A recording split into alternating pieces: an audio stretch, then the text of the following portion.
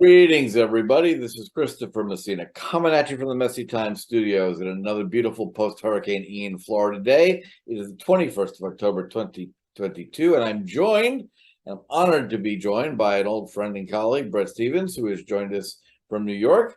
Bret, welcome to the show. Good to see you, Chris. Always a joy. So we'll dive right in. We go back to the University of Chicago together, and for years you were op-ed writer for the Wall Street Journal and the New York Times, and you've written this great book, American Retreat, and a bunch of other stuff. What are you working on now? Maybe give us a little background so my few listeners who are unaware of your work can get a sense of what you've done. Well, I guess most people think of me as the conservative columnist at the New York Times. For many of my friends on the right, that isn't conservative enough, and for some of my friends on the left, it's way too conservative. And I joined the Times in April of 2017. So next year will be 6 years. And time flies when you're making enemies. I, a couple of years ago, started a new Jewish journal called Sapir, which you can find at Sapir Journal, SAPIR, sapirjournal.org, which is subtitled Ideas for a Thriving Jewish Future. My Jewish life has been a big part of who I am for many years, since I was editor-in-chief of the Jerusalem Post 20 years ago. And then I'm working on a book about how societies flourish, and I won't give any of that away, but that's the sort of the third thing I do, in addition to helping my wife raise our three lovely kids and occasionally puttering around my lawn. Beautiful. And that's the suburbia grants the opportunity to play with the lawn. That's fun. Yes, I know. To have a lawn is itself kind of a luxury. And I've got a field because I live in an old farmhouse, and I just let the field go. And occasionally some deer like to make their home there. Splendid. And are you hunting from your back porch, or would that make your neighbors nervous? No, it's not my thing. I'm very soft-hearted when it comes to the mammalian life around here. Fair enough. Then I'll leave my guns in the trunk when I come visit. On the Superior, you recently wrote something called The Merit of Meritocracy, which I found pretty compelling. And maybe we could dive into that a little bit in terms of both what Superior is about as a journal, but the case you made, I guess, contra the current woke trend towards sort of equality of outcomes versus starting an equal level playing field, if I might gloss that correctly. Yeah, so every issue of Sapir looks at a single topic very closely. So our last issue was about education. The issue before that was about Zionism, and we look at it from a variety of angles. And we had solicited an interview with Michael Sandel, a very significant Harvard political philosopher, who had written a book called The Tyranny of Merit, best-selling book. And Michael's a sophisticated, thoughtful guy who has important arguments to make about how the American culture can risk overvaluing merit, or at least a particular concept of merit, at the expense of other values. But as I went over our interview, it provoked some thoughts of my own in an opposite direction. And so I wrote this piece, The Merit of Meritocracy, because I think that there's a fallacy that the opposite of a meritocracy is a fairer society. My argument is that the opposite of a meritocracy is both a less fair society, as well as a society shot through with mediocrity and incompetence that can be extraordinarily damaging. So, I grew up in Mexico City. This is something not a lot of people know. And in Mexico, on the surface, you had actually a fairly socialist society. Everyone had access to a fairly broad, big state, set of healthcare provisions and social security and so on. But the reality is, if you wanted a good doctor in Mexico, you had to have inside information, and you often had to have money. Right. And one of my fears is that as we move away from a meritocratic society, right, where there's more of an emphasis on both equity and so-called access or fairness, the merit-based society isn't going to go away. It's just going to go underground, and Right. it's going to be up to well-connected people to gain access to the best medical services, the best kinds of education, the best of everything, of course, for a price. That's the reality. So I worry about us as a society moving away from standards that had used to help reinforce an idea of merit, like SATs and ACTs being mandatory in terms of schools, like the idea of tracking in public schools at the elementary and high school level, so that the best students in given subjects can move more quickly in terms of their academic achievements, in terms of maintaining standards in the law profession, medical profession, one thing after another. And I worry about this in particular for talented minorities who have historically outperformed their share of the overall population. 50, 60 years ago, those talented minorities often were Jews. Today, there are Indians, there are Nigerians, there are East Asians, and so on. Highly, highly driven to take advantage of the opportunities afforded by a culture that does reward individual excellence. And that's exactly it. And what has made America great is that while we believe in democracy and fairness, we reward excellence. That is, in fact, the distinguishing feature of the society, whether it's excellence in business or excellence in scientific achievements or whatever. So we're moving away from that, I think, at head-turning speed. I think there's been a cultural revolution in this country in the last 5 or 6 years. And I think it's doing a lot of damage to some of our touchstone institutions in a way that will be difficult to recover from. Yeah, well, it's interesting. The comment about it being 5 or 6 years, I would argue it was making this argument 25 years ago. Sitting at the University of Chicago, realizing that the professors I was studying with, who were teaching Marx, were actual Marxists. They weren't examining Marx the way I was, as a critical thinker, looking at how did someone so bright get it so wrong, and moreover, how so many people who took some ideas that weren't actually that crazy and turned them into the Soviet Holocaust, for example. So it's no surprise to me that this is a trend that has finally flourished, right? It's funny. I think I know exactly the professor you're speaking of, because I was in that same undergraduate seminar.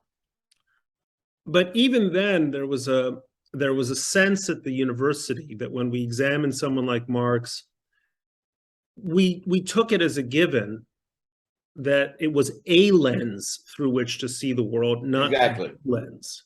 Exactly. And that's a hugely critical distinction. I mean, one of my concerns about critical race theory isn't that it's being taught. I'm not opposed to teaching critical race theory as a lens through which to try to understand the experience of race and racism in the United States. What bothers me is a very sneaky effort to say this is the only way in which one can see and one can understand our history. And it's at that point where pedagogy becomes propaganda and indoctrination. And that's I think what has changed really in the last 6 or 7 years. The ability to say that a particular point of view is just one among many which deserve more or less equal respect, right, has gone away. And we're now dealing with ideologues at every level of the classroom, starting at an astonishingly young age, elementary school teachers, middle school teachers, shoving down the throats of unsuspecting kids a worldview, and they don't even have the opportunity to understand that there's another way of seeing things. And you compound that with the fact, and this is what I try to explain to people who don't get the drift of leftist politics, right, is that for the left, the revolution is always permanent and history moves in one direction. And which is why they do stupid things like, we'll get rid of the filibuster. Well, it never occurs to them that maybe you're going to be in the minority someday, and that's not going to be a good idea. Baked into their whole arc of history, as described by Marx, is it's only going one way. So, and oddly, it's religious-like in how they look at change comes. I do think, encouragingly, at least being in Florida, there's a backlash, right? And part of the backlash is, Ron DeSantis signed a bill that had nothing to do with him, that was purely driven by parents who, during the brief period of school shutdowns we had here, only a couple of months, parents for the first time were in the classroom. Grammar school parents were hearing some of this insanity. And then they decided to create this parents' right bill. Well, you can tell the left hates it because they immediately started screaming about the Don't Say Gay bill. A, it's not DeSantis' bill. B, it says nothing about homosexuality. Zero. It was all about parents having the ability to kind of hear what teachers are saying, right? Glenn Youngkin won in Virginia because the idea that the FBI was going to call parents who were concerned about teaching nonsense domestic terrorists, he won an election based on that. So I'm slightly encouraged that there is a pushback to more of the extreme elements of this. But their goal is to go completely straight to one direction. Right, and at their most sincere, they will say and have said outright, I think an MSNBC host said this, parents don't have rights to their children. Oh, yeah. And, maybe on a kibbutz they don't or didn't 80 years ago. But they gave that up too because it didn't work because the nuclear family. But we sure as hell did. We sure as hell do. And so Democrats, especially the Democratic Party, has become as much a captive of the progressive left, although it's loath to admit it. Yes. As Republicans have become a captive to the Trumpy right. I apologize to no one for my views about the former president and what he did to the Republican Party, both ideologically and I think intellectually as well. I mean, I'm proud of my record, but you have to look at the Democratic Party and say, we elected Joe Biden to be a kind of moderate transition figure. Right. Not a radical LBJ held captive by the left-wing fringe of the congressional caucus. But that's actually what we ended up getting, and the left's inability to understand that they are so much farther left than, never mind Bill Clinton, than Barack Obama. Oh, right? Craziness. Yeah. He's out there telling people to relax and calm down, and a joke is a joke, and don't get people fired because you're a snowflake. That's coming from Barack. But look at something and look at something like the border. Madness. Well, Barack Obama, under his administration, deportations, I think, reached record highs. I'd have to go back and double check that, but it was Barack Obama was not afraid of the concept of enforcing a border. Yep. You now have a Democratic Party which simply doesn't believe in it because it would look mean, right? Well, they just did not. At the same time, they gaslight all of America by telling us it's not happening. I kind of give them wild credit for a degree of, Orwellianness that he himself wouldn't have promulgated. They just lie in an incredibly I was way. not. I found myself dismayed by the stunt of taking 50 people and shipping them to the vineyard. Human beings should not be used as props ever. My mother was a refugee to this country. That being said, the reaction in the liberal world, oh my goodness, awesome. What are we going to do with 50 Venezuelans or wherever they were from in Edgartown, was beyond parody. Yep. It was just absolutely beyond parody. These are people who have no idea that they have obligations to the citizens of Yuma, Arizona, right? Or other places along the border, which are receiving not tens, but thousands of people every day. And as my own colleague Megan Stack, has pointed out, it's not just Governors Abbott and DeSantis who are shipping people north. It's Hispanic Democrats who are mayors in El Paso and other cities along the border who are doing it because they can't handle it. So now New York City, under a Democratic mayor, Eric Adams, is declaring a state of emergency And the folks around this part of the country are kind of waking up and going, oh, yeah, something's amiss, right? Right. Uh, and this is just kind of one symptom of a democratic or progressive mainstream, which simply seems to have no contact with the reality as the rest of America finds it. It's a let them eat cake Marie Antoinette view Oh of yeah, what's going on with a sans culotte. absolutely. My wife puts it beautifully. She declared a long time ago that all these people lives what she calls theoretical lives. Right? It's easy to spout happy nostrums on Facebook about human rights, but like the reality is, and it's funny about the 50 folks sent it to Martha's Vineyard. I don't find it that horrible because, frankly, the Biden administration was putting thousands of immigrants on planes in the middle of the night and landing them in Florida and landing them in Westchester, landing them all over the place. And DeSantis made a decision to make a point, right? And quite many of them have been put on buses, which are a lot less comfortable. So is it annoying? Sure. But like they did come here and they did want to come to another country. And does it really matter whether they went to Mexico or Martha's Vineyard? Not really. At least they made the point. And I think they made the point beautifully.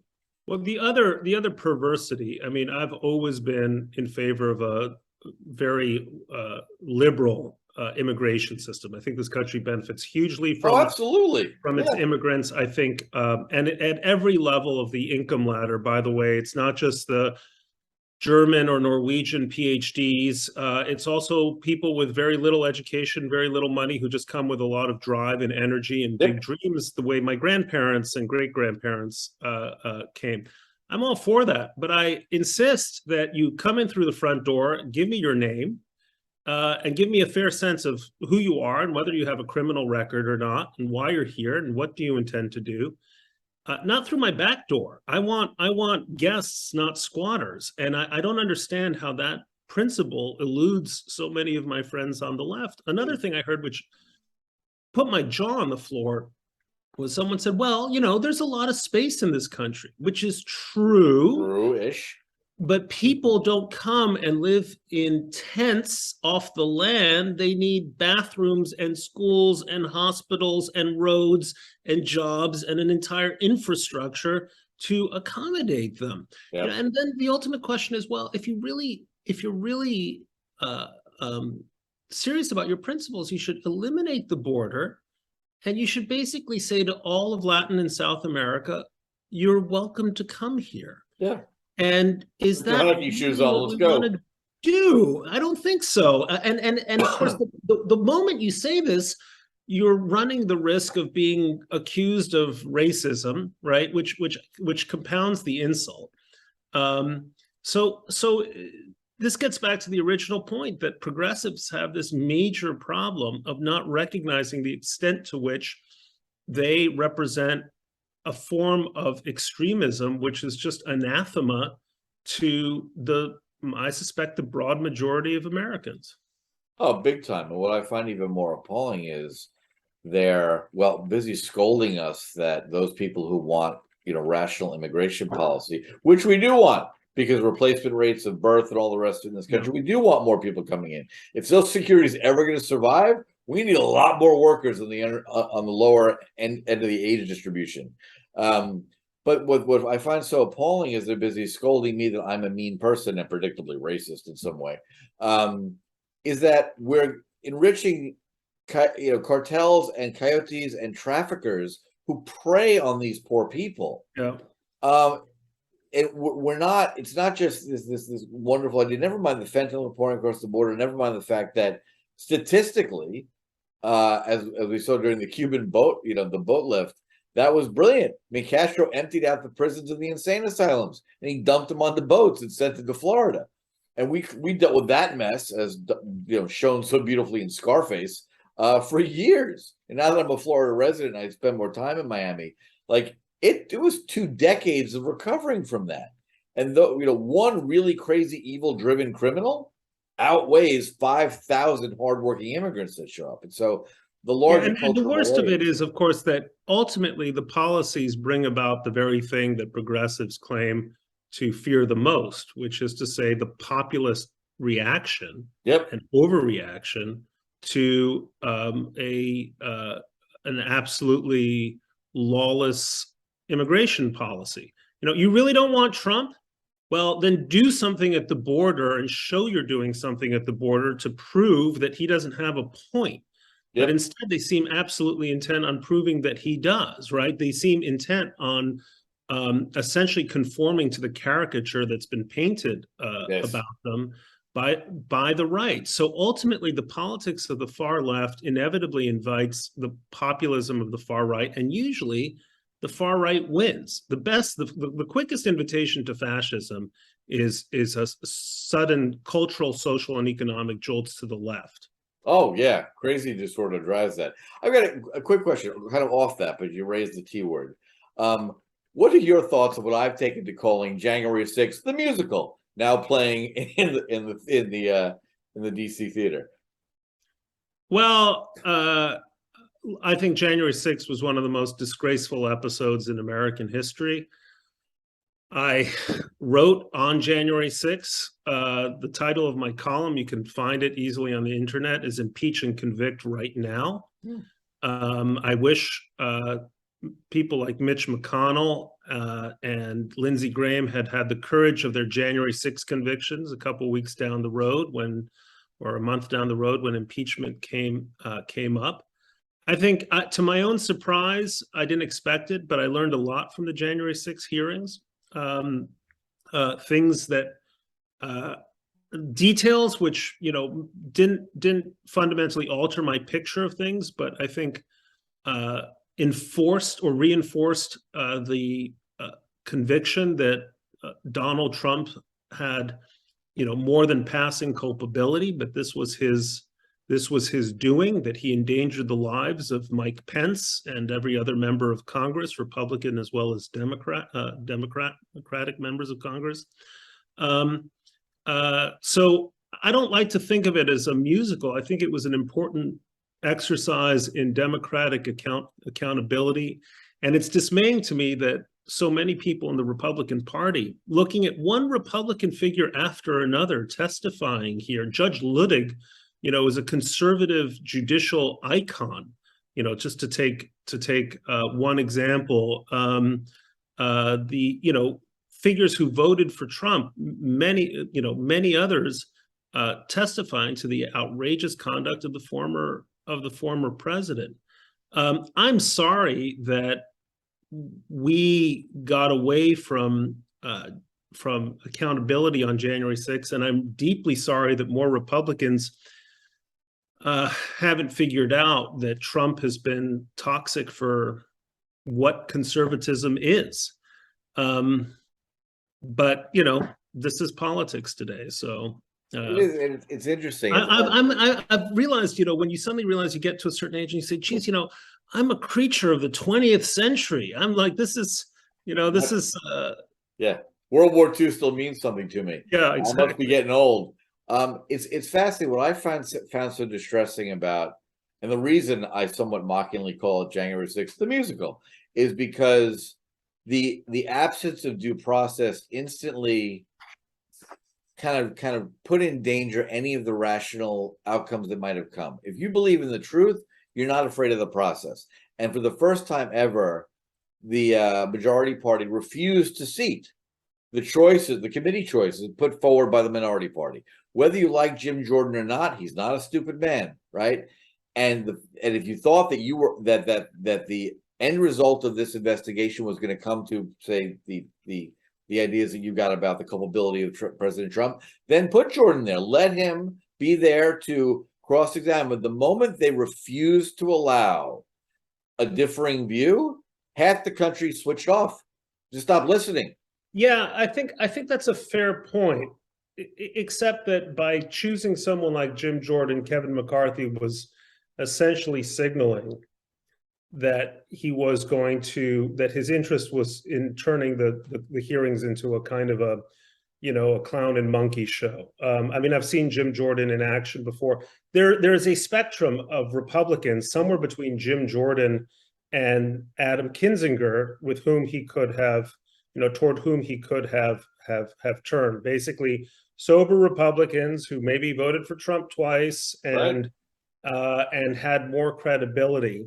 But look, it's absolutely fair. There should be more by way of cross-exam, members no of the committee. cross-examination. It is from a process standpoint. And that has been my major critique, is that why should I believe any of this? And the most, the lunatic that shot up Parkland High School was entitled to a defense and cross-examination, right? This is a deeply, whether you like it or not, right? If we're going towards the point of weaponizing the judiciary against political opponents in this country, again, justified or not, right? LBJ made the decision to just let Nixon skate, whether he was criminally culpable or not. It was bad for the republic to be one more country that puts former leaders in jail, and we're not going to do that, right? That's my overarching concern. And as my brilliant wife will often say, please don't put me in the position of defending Donald Trump, because you don't want to make a martyr of him. You don't want to make any of his points resonate intelligently, and the lack of process is really has skewed it, I think, and that's the problem. Yeah, I think, look, that. Nonetheless, I think until Mar-a-Lago, the raid on Mar-a-Lago, or whatever you want to call it, I do think that the January 6th committee had moved the needle with a lot of Republicans. You saw that in a growing sense up until that raid, that the Republican Party would be better off having a different standard bearer in 2024. Oh, absolutely. The man has got to go. Again, I would have wished that Kevin McCarthy had selected some Republicans who were going to do their duty much more soberly than a guy like Jim Jordan would have done. That didn't happen, and so the process was flawed at the start. Nonetheless, I found much of the testimony extraordinarily compelling, and whether there was the right cross-examination or not, these were all Republicans testifying against the former president. This was not a bunch of Democrats. These were people who were in the administration, who worked for Ted Cruz and worked for Mike Lee, and had served the Republican Party and President Trump quite faithfully for many years before he got up there. So it wasn't a judicial process. It was essentially, yes, you are right, in a sense it was theater, but it was a highly informative theater. And I learned even more than I thought I would. What I think the point that you're making that is very compelling to me is that I think that the Justice Department has radically overstepped. Whoa, they got to go. I mean, I just had Harvey Silverglade on the show a few days ago, and he's long been a critic of the FBI. I mean, he thinks they've been awful since day one. So he's consistent. But the recent actions are appalling. I think it's look, first of all, to me, there's no question, Trump is doing what Trump does. He is, the great, Maggie Haberman, my colleague, made the point, Trump is a pack hound. It's like, this is mine and I'm not giving it back. The idea that Trump sat there reading through these documents and has a good idea of what's in there. Oh, no, nonsense. He couldn't have. If there were a quiz on what's in box 4, he would have gotten no idea. No idea. Have no idea. He's a kid clutching a box and saying it's mine, it's mine. On the other hand, he also has some kind of reptilian sense that in clutching that box, he is going to force his opponents to overreact in ways that provide him with advantages. And they did. I mean, part of my critique of that whole Mar-a-Lago insanity is having spent a lot of time working in the swamp with a lot of good people, right? Who people are working hard to advance American interests, is that if you've ever dealt with top secret material, 99% of it is stamped that way because the current politician doesn't want you to see it. Doesn't mean that it's that important, doesn't mean that it matters anything to national security. And sadly for them, the president is the ultimate authority under our system, and he could have waved his fingers over it all and said, these are not classified anymore. So they overreach in that raid, and the optics of raiding a former president's home were disastrously misinformed, I think. Well, they were disastrously misinformed. I think also on the constitutional merits, you are right. Ultimately, the president can declassify anything he wants. And if, as you said, he waved his fingers, the constitutional issue takes precedence over whatever paperwork Yeah. ordinarily gets signed. Secondly, the idea that something that's stamped top secret is what any normal person, what's stamped top secret is on the front pages of the New York Times every single day. Every Exactly. single day. Yep. And anyone who has any understanding of the way the executive branch works know that when a program is really sensitive, right? When it's genuinely secret, there's a whole different world of procedures in order to ensure, or at least reasonably ensure, that it remains that it remains a secret, right? All conversations in government, except those that are actually public, are essentially secret, right? That's the way As they should be. That's how it functions. that's You the can't way have it it works. otherwise. But it created this perception that Trump had carried away boxes of, I don't know, blueprints for our next stealth bomber or something Right. like that, Madness. which is it's just farcical. Yep. And it's farcical, but farcical in a way that gullible people are likely to believe it.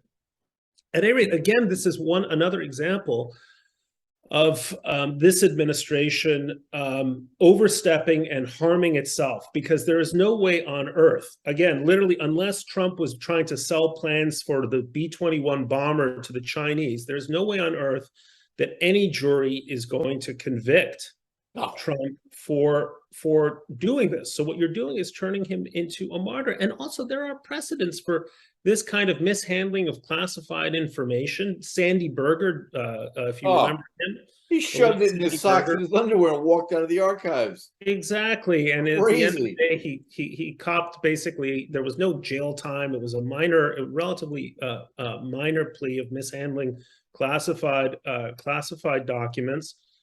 That's what it's going to be. So maybe at the most Machiavellian level, I'm thinking that the Democrats want Trump to be the standard bearer in 2024 because they think, right, the way they've been funding MAGA Republicans in primaries, hoping that they're the candidate, looks crazy. But that's exactly what they wanted in 2016 when they figured, we can easily beat this clown they Trump. Paid no attention to him, and all of a sudden there were three standing. Like, wait a minute, he's going to win. Yeah. Whoa, wait a minute. Yeah. Well, they're the proverbial dog that catches the car all day long. And related to that, I want to get your thoughts on this. So, I've waffled back and forth, but I've now, especially in America, I've become a strict free speech absolutist. And what I find funny is I tend to identify more with current positions that look more right than not, right? Smaller government, strong defense, low taxes, low regulation, right? But the funny part is when I had Harvey on the other day, I don't know if you know his work. He wrote 3 felonies. Of course, I know he is. He's a very impressive guy. Great guy. He just got himself into trouble at Milton Academy. Probably, yeah. Funny guy. He's running for the Harvard Board of Overseers. And the funny thing is that Harvey is a self-described, leftist, anti-Vietnam child of the 60s, right? Yeah. And when it comes to how we view the world, there's no daylight between us, right? So, and I find that an interesting evolution of, looking back at my grandfather, who, organized the Firemen's Union in New York and created the benefits package and negotiated with Mayor LaGuardia, right? A man of the left. And there was no greater insult when he was, a power center in New York, forever to call a union man a Republican. Like those are fighting words. You said to a guy in a bar, you probably voted Republican, you better get ready to get punched, right?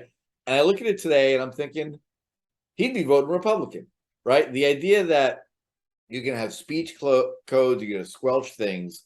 I'm curious, kind of, where do you think that idea of this kind of speech is impermissible and we're going to shout and yell about it rather than argue with it? Where do you think that comes from? Well, again, it comes from, I don't want to say the far left. It is a feature of extremist politics, of both the far left and the far right. But it comes essentially from a repudiation on the left of their own free speech pedigree.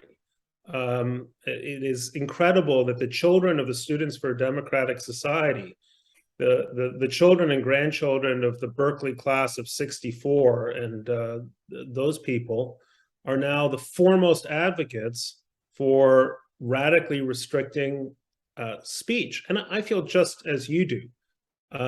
I think there's all kinds of speech that we dislike, we hate, and I can't think of anything worse than formal efforts to suppress it. I was just at Duke University, and I was asked a similar question by a student. What if someone like Richard Spencer were invited to speak at Duke? Shouldn't we censor him? I said, the best response to Richard Spencer is to bring him to campus and then have nobody show up, because there's nothing more humiliating than being the speaker in an empty hall. And you accomplish three things. You honor your commitment to free speech, right? And you demonstrate that it's not simply a matter of a legal commitment, which Duke doesn't have because it's a private institution, but it's an ethical commitment. But you also succeed in absolutely humiliating Spencer by underscoring what a non-entity he really, he really is. Vastly more effective than canceling him, censoring him, and letting him claim that he's a martyr. Is a martyr, and that institutions like Duke or whatever it is are hypocrites and selective in the way in which they honor their commitments to intellectual challenge and free speech. Now, thank God I went to the University of Chicago. We went to the University of Chicago, and thank God President Zimmer gave the university practically its brand as the place where free speech fun goes to die, but free speech goes to live. Right, exactly. So it's sad you have to make the choice, but for those of us who think fun is overvalued. I had fun at the university. I had fun. I have to, before I forget, I have to remember this. I remember in 1990, we were there, right? Playboy does its annual rankings of the most fun colleges in the country, right? So say it's a list of 300, whatever the number is. And I never forget, because Elizabeth Bartley, who was the editor's daughter for the journal, she was in my dorm, right? Yeah. And she posted it on her door. What was so great was it was, say, 1 to 300. And so number 1 was Tulane, and number 300 was University of Chicago. And whoever was at Playboy at the time put an asterisk and said, it's important to note that numbers 2 through 299 are on a linear scale. Both 1 and 300 are on a logarithmic scale, because Tulane is so much more fun than number 2 and the University of Chicago. And I think Brigham Young was 299.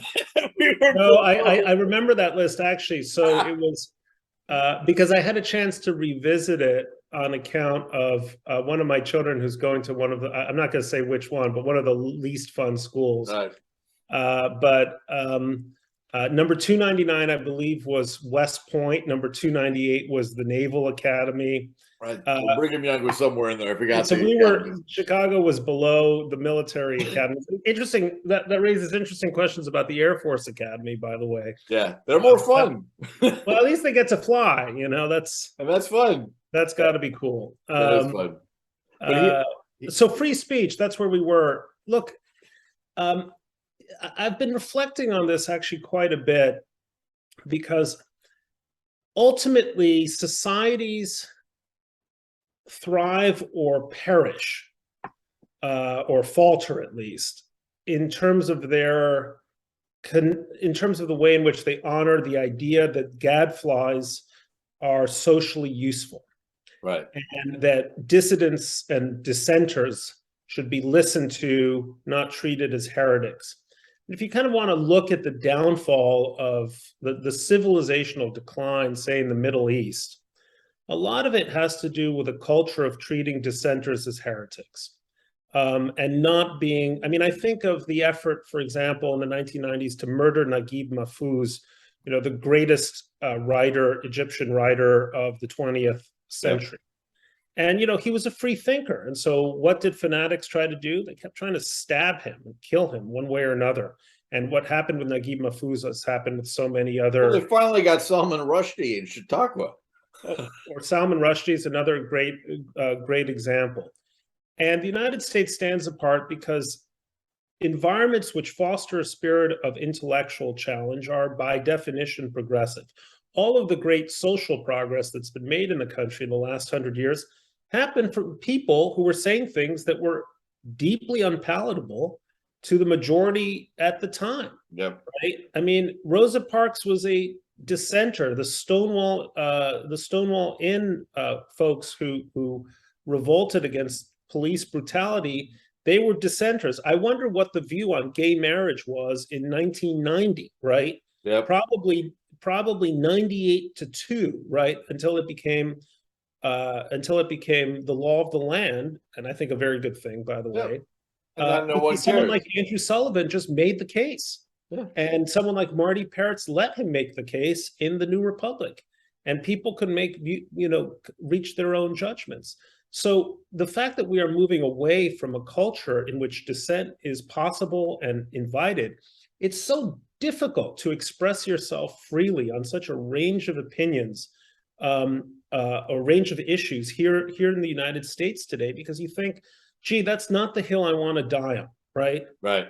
I don't want to be the guy who says something that someone is going to find unpleasant and some vocal minority on Twitter is going to try to get me canceled for, right? So you just shut up. And on one issue after another, Americans are, this is, by the way, demonstrated in survey data. Americans in one area after another are afraid to voice their views.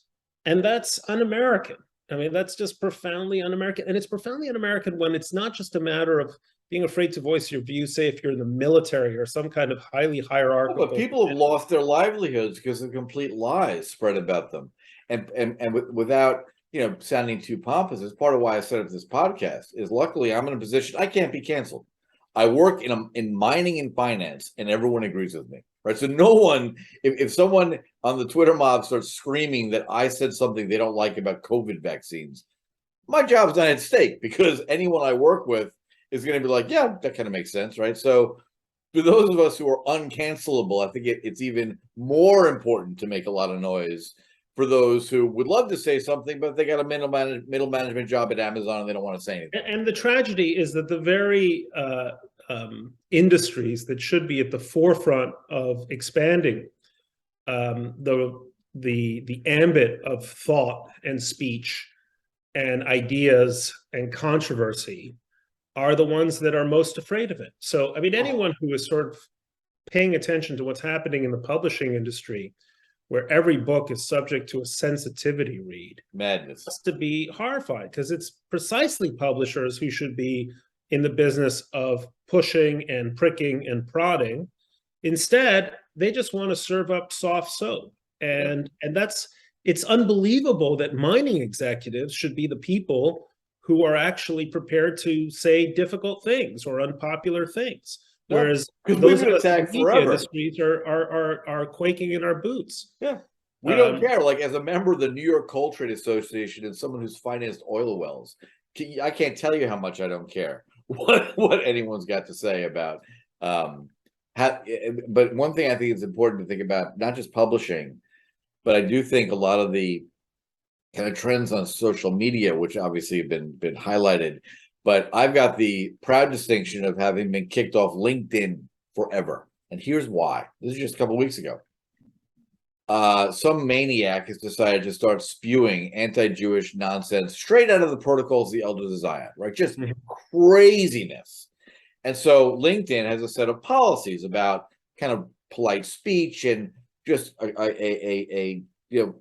they're trying to maintain an atmosphere that doesn't turn into Twitter, right? So they're trying to maintain a professionalism. So I flagged this. This seems to me to be an obvious violation of their principles, right? Just craziness. Like, all American Jews are homicidal maniacs that are hell-bent on genocide. Just go look at what they teach in yeshivot, right? Nuts. So I flag it for LinkedIn. The best part is I get a response in like 90 seconds saying, this doesn't violate LinkedIn's policies whatsoever, right? Okay, well, fine. If this craziness doesn't violate LinkedIn's policies, as a free speech absolutist, great. I'm going to respond. So I respond, pointing at the fallacy and the ridiculousness of their non-points. Guess who gets censored and banned from LinkedIn? Me, for pointing out the anti-Jewish hatred that is a logical extension of the BDS crap that has found a home on college campuses for 20 years. And this happened to a friend of mine recently who got banned from Twitter for a week until she made wrote an article about it and somehow was mysteriously unbanned. Right. Or pointing out that Twitter is routinely allowing content that encourages self-harm, basically right. teenagers cutting themselves, that kind of thing. And instead of Twitter curbing images of self-harm, they censored her. Right. So, I mean, I am not a fan of Elon Musk, but when I read this morning that he plans to cut 75% of Twitter staff, to start, I had to cheer. I had to cheer. Yep. And I think, why stop at 75%, right? Look, I think Twitter is a sore. I think it brings out the very worst in people. 280 characters means it's a zone for insults and put downs and a sort of, verbal grunting. I'm off the medium, and I'm very glad of it. But if people want to be on that medium, if you want to walk into a store, don't be surprised by what you smell. Right. And that's what it is. I also believe that newspapers should enforce standards in terms of fairness and balance, and also concerns about obscenity, I think, are absolutely valid. So, there are limiting principles here, but they should be at the widest possible edges, right? Rather than this increasingly narrow window of what's permitted, which usually winds up being what's fine to say if you're on the left, but not if you're on the right. Yeah. Do you see any kind of broad trends that would say the pendulum might swing the other way, or is it still going the wrong way? No, for sure. I mean, I think a lot about my good friend Barry Weiss, who is killing it on Substack. Oh yeah, great stuff she's got. Right, and she proves that one of the great things about this country is that when legacy industries or establishments or institutions start to become ossified and start kicking out people who ought to be thriving in those places, they find something new. Yep. And technologies arise that make it possible for them to, at least the most talented among them, to thrive. And so, this is the lessons of IBM and Xerox and Kodak are as alive in the media, should be as alive in the media industry as they are anywhere else, right? People are going to figure out a new and a better way to get around the kind of mental or ideological blinkers with which the established players, operate. And so I'm very bullish on the United States because we still are better than every alternative that I can think of. We've been through periods before of cultural upheaval, censoriousness, and a sense of decline. And we've always found renewal, not in the obvious places, but actually in the secret places, in the garages and basements, and in the back of the mind of someone in whom we didn't see much potential, but who find ways to rise and revolutionize the system.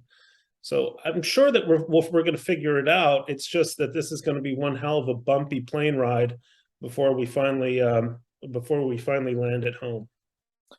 Well, I will take that optimism in stride, and we'll come to a close there. I think look at that beautiful flag you got behind you. I mean, greatest thing ever, and it's done by a local artist.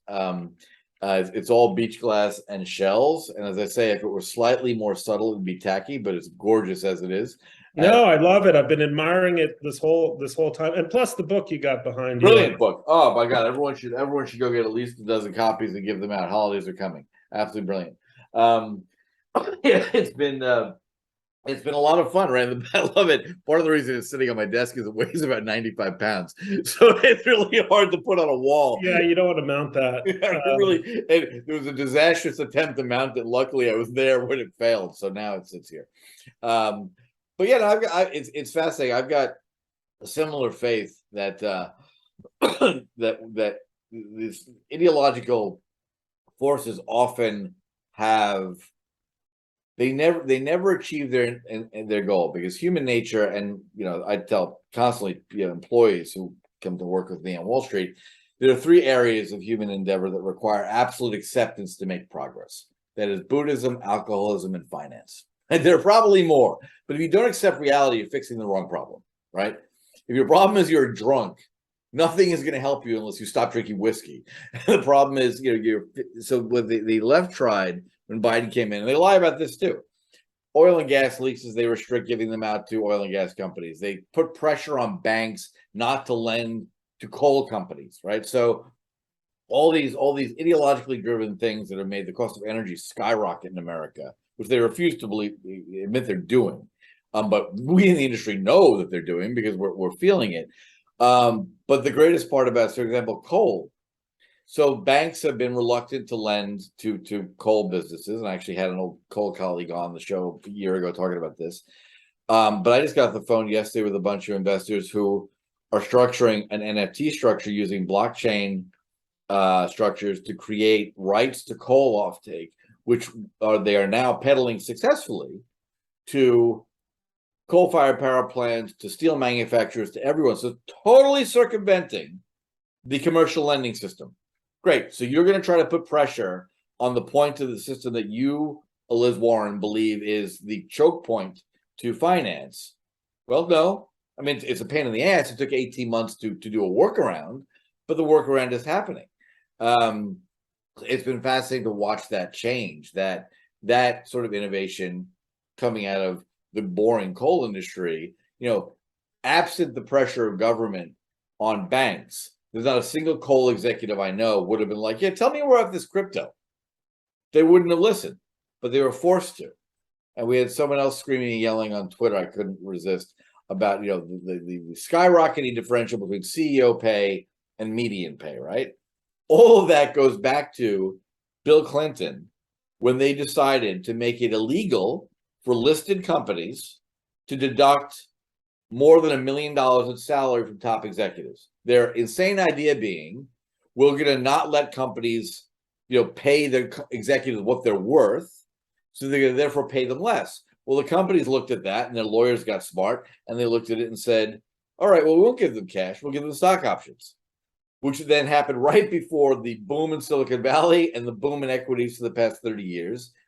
And so all of that, what Liz Warren now screams about, pay discrepancy, is a direct result of Democrat policies designed to put their finger on the scale of the economy to achieve an outcome they thought would be better.